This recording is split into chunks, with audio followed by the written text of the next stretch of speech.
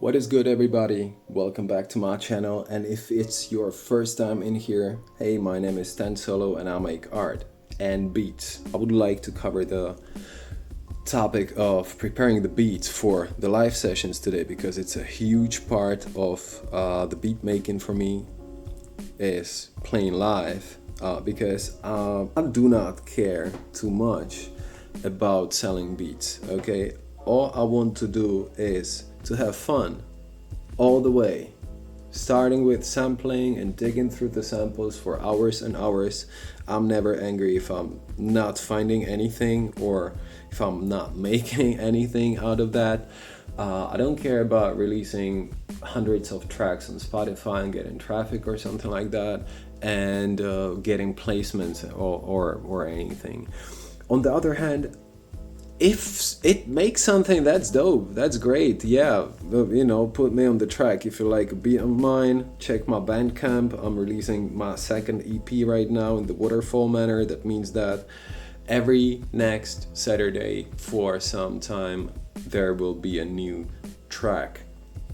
And yeah, all of them are already registered to the PRO. So I guess it's due to the fact that I have turned my first ever beloved hobby into my full-time job right now. So in July it will be like 9 years of me freelancing as an artist, which is a blast. I'm having a blast illustrating for companies. I'm having a blast of making my own stuff. I'm having a blast illustrating my own album covers. I'm having a blast teaching guys like youngsters and adults to draw, paint, and draw comics and everything. And actually, I was never wanting to become a part of any industry, because like business steals the love from any art form, and this is not something that I want to do. All I want to do is to have fun.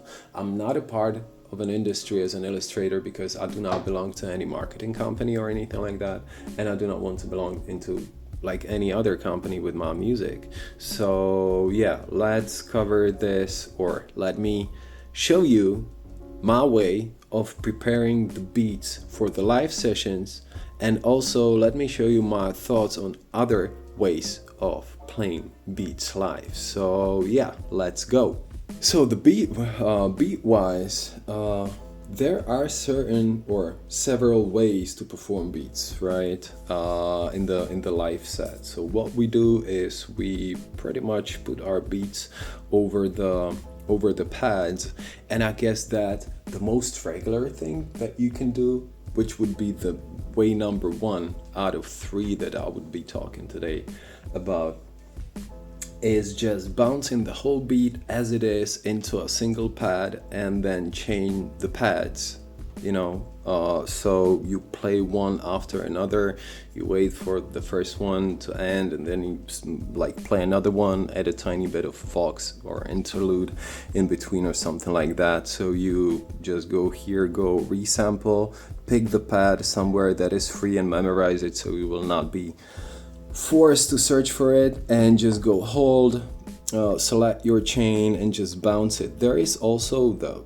other way around to do that, and it's like silent bouncing when your beat does not actually play when it's bouncing, but it will take the same amount of time, which I'm not a fan of because for some strange reason my SP sometimes cuts off a sound or two while bouncing. It just sounds like the sound is playing and then it doesn't, and then it gets triggered again, it plays again. So this weird thing occurs every here and there when I'm bouncing tracks. So yeah, there is a complication for me, so I need to hear that.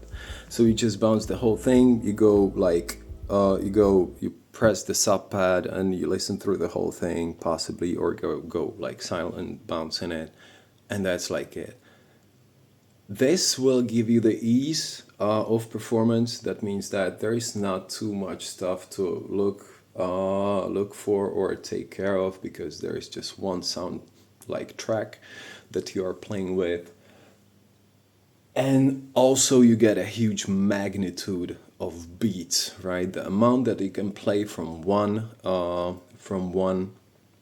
project is 160 beats, because we have 10 pad banks and also we have like 16 pads, so it's 16 count 10, which is a lot. I'm not sure if anybody plays too much or too often, like a 2.5, 3, 4, 5 hour sessions or all night sessions with just the SP, but that would give you the possibility to play a lot, a very, very long set.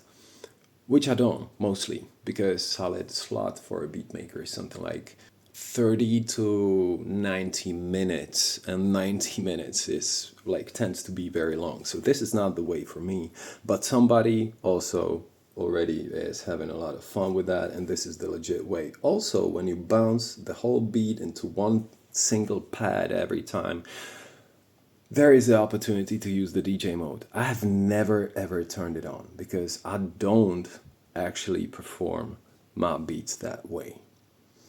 The second way, which gives you the ease of preparation, the beats, is pretty much playing from the patterns. So you just go with the patterns, wait for one to end or to be finished, and then you play another one. There is a lot of fun in that, and you have a huge amount of control over the structure of the beat, so you can restructure it on the go, because you have not bounced it into a pad, so you can change the sequencing of the beat and playing a longer or a shorter version in different like ways and different sequencing matters, which is really, really cool. But also you will not get any magnitude of beats from that, because I was only able to make 3 beats in one project, which is not too much. So for performance in that matter, I would possibly need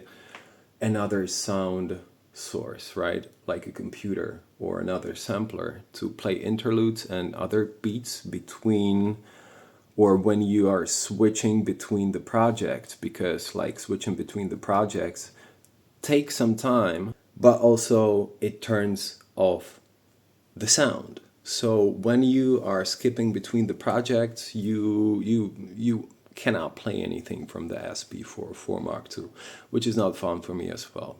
This bugs me out a lot. But it's still a legit way. You cannot play your beats with the DJ mode like that.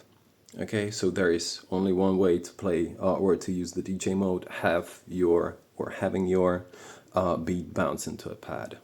And the third way that I prefer, because I do tend to play like, 20 to 40 beats in a single session, in a single slot, which is a really solid amount of time. And it does get a tiny bit, demanding and exhausting every time, is that I separate my beats into 2 or 3 different tracks, and I'll bounce different sections into 3 pads, and if there is a rap track or rap a cappella over that, it would be the 4th pad. And why I do it is because of the fun factor, and the fun factor is huge in this one, and this is what I want to do actually, because I do perform, or I do add a lot of drum section dropouts. Do put separately, or I do separately put bus 1 and bus 2 on the melodic section and onto the drum section. And my melodic section mostly lives on the bus 1, and drums live on the bus 2. I have that color coded a tiny bit differently, because I did not like I guess it was the orange and green colors. So my bus 2 is pink, and my bus 1 is blue. This way of playing beats actually requires the longest time to prepare, because you have to bounce your separate sections into separate pads. So you actually resample the final beat like 3 times instead of once, which is nothing like hideous. You still have like 2 to 3 minute long beats, right? So it's nothing like too long, but still it's some work to be done. And the way I do it is, first I always like bounce the melodic section. So there is bus 2, I'll turn it on, and I do not like drop out the effect buses with the natural combination or natural buttons. I have my DJFX looper set with the speed set to 0, and it's just one button over here. I do not need to memorize anything like over here or push any combinations of the buttons, which is cool. I appreciate this possibility because it's really, really nice.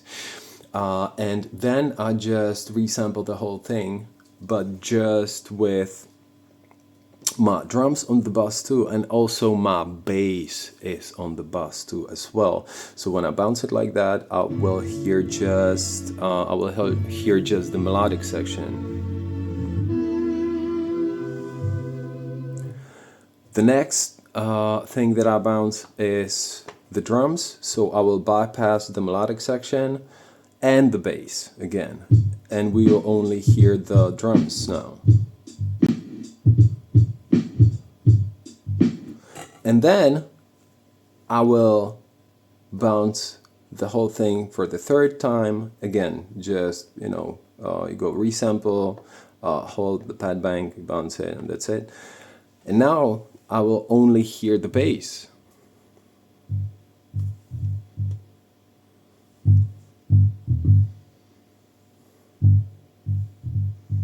And having these three all in together now means that I can apply bus 2 on the drums, I can apply my bus 1 on the melodic section, and also the bass section is always dry, just because I do not want to oversaturate it on the live set. That would be a kind of a disaster for me, because it, like, oversaturating your bass means like playing the worst possible thing, I guess. So it will be yeah, very painful for a lot of people to hear, and it will be very painful for me to hear, actually. And yeah, so that's like pretty much it. So this is the most fun way to me, and most legit way for me personally, because I can play 80 to 150 minutes straight, which is, yeah, still a tiny bit over something that you would possibly get to play as a beat maker, because you can fit like 4 to 5 beats into one pad bank. I can play like 40 to 50 beats in one project. I do not have to switch between the projects, and the only occasion for me the only reason for me to actually switch between the projects in the live session is loading up my finger drumming project, which I have like lives down here somewhere, like pad 15 or project 15 or 16. Okay, so yeah, this is it. Let me play this tiny beat for you, and thanks so much for watching. If you made it here, you are my friggin' hero. Thanks so much for coming back, and let me know, how do you prepare your beats for the live sessions in the comments? I really would appreciate that, and I'm here to learn as well. Okay, not to only share the information that I know or I have, but also to hear from you guys how you do your stuff. I'm really stoked to hear that. So yeah, thanks so much. Please do consider liking the video and subscribing. That really helps, and any comment helps as well. Peace. Have a great day and a week, and have great, peaceful lives. And what I forgot to say is that the one thing that is not very comfy while performing in my preferred way, like bouncing everything into pads, you can see, bus 1, bus 2, and dry, trying to keep it organized. So I will not screw up my live set, but is that you always have to hit like all 3 pads at the same time to play it, right? So careful about that, and let's go listen to the beat. So go resample pad 16, press pad to start. I will hit everything at once, and let's go.